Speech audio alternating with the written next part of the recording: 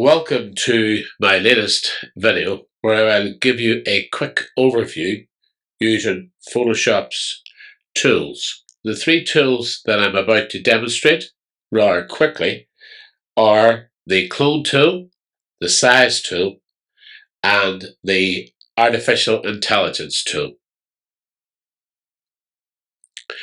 As you can see, things on the screen are moving rather quickly.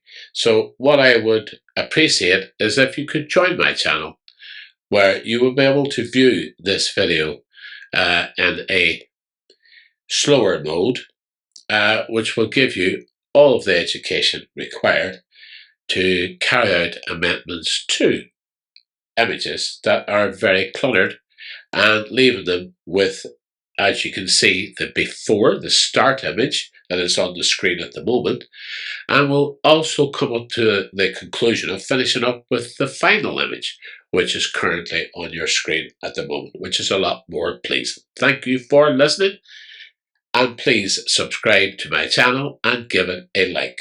Bye for now.